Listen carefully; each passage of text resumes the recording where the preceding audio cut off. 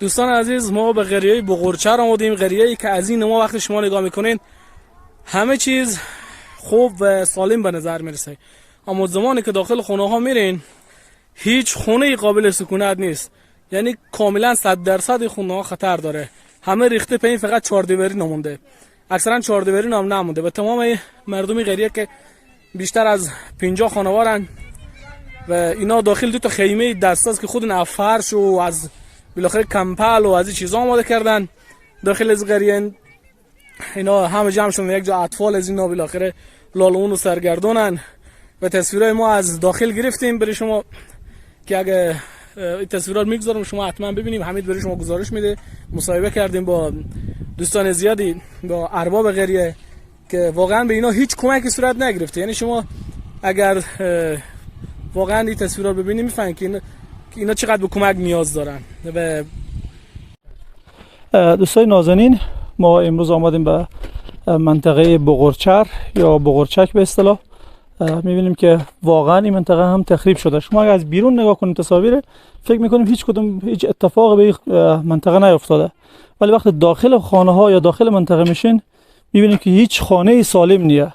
شما تصاویر رو هم دیدین که واقعا این منطقه خیلی آسیب دیده. بیشتر از خسارات و تلفاتی که اینجا شده دوست دارم از زبان ارباب سے بشنویم. ارباب سے محترم، اگه اول خود برای ما معرفی کنیم. بسم الله الرحمن الرحیم. غلام قیس اسم منه. تقریبا به طی 3-4 شو حداقل 50 الی 60 تا زلزله و پس لرزه شده که از جمله یک شدیدترین امروز صبح ساعت 5 دقیقه بوده. تلفات الحمدلله نداریم.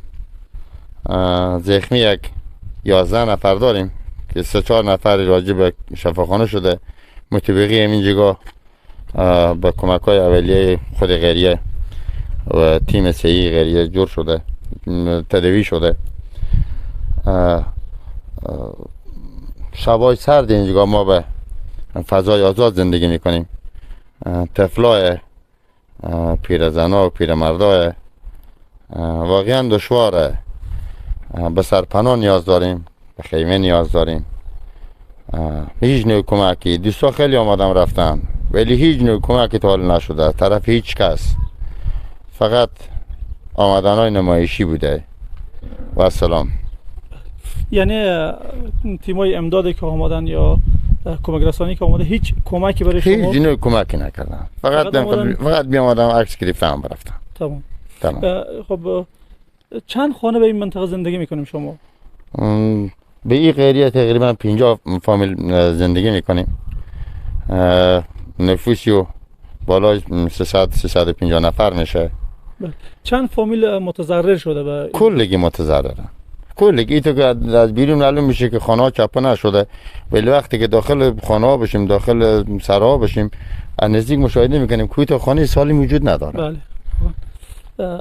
یعنی هیچ نوع کمکی از طرف هیچ نوع کمکی از طرف هیچ نوع نهاد فعلا نشده. فقط نهادها به خاطر عکس گرفتن و دیگه ابزار ساختن ما برای خود خوبی آمدن. تا فعلا برای ما هیچ کار نشده.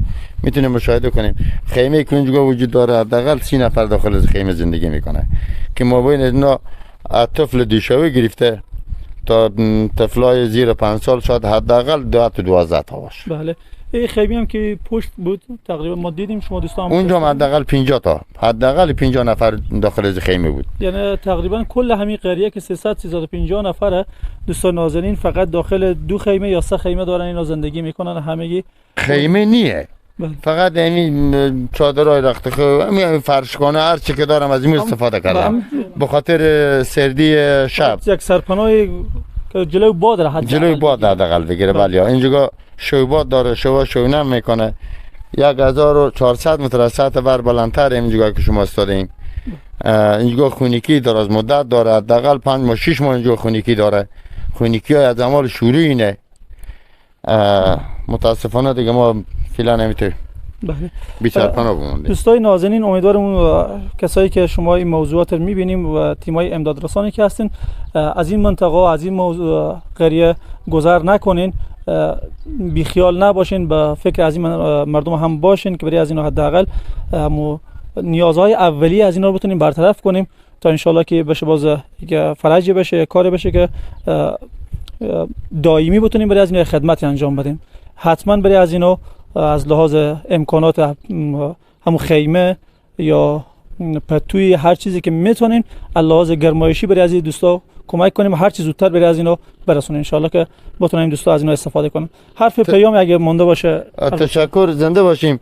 پیام اینه که اونایی که زیر آوار شدن مثل دوستا ما که به سیاه آب یا قلعه وردکا یا کشکک یا کشکل نایب رفی، اون مسلمان که زیر آوار شدن، ماهایی که مونده نقد داریم که ازی اثر سرما یک فاجعه انسانی دیگه به وجود بیایه. حداقل ما رو نجات بدیم، حداقل اولادا ما رو نجات بدیم. ما هم اولاد می وطنیم. دقیقاً. اون دوستا که حالا بالاخره اتفاق افتاده، خداوند رحمت کنه، خداوند شهادت اینا رو قبول کنه.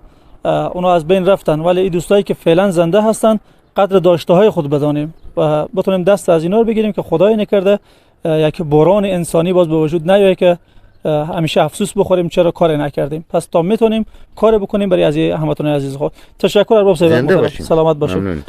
بینندگان عزیز همراه ما باشین. در ادامه برنامه هم شما تصاویر خواهید دید از این منطقه بغورچر و ببینیم که چه خسارات به این مردم وارد شده.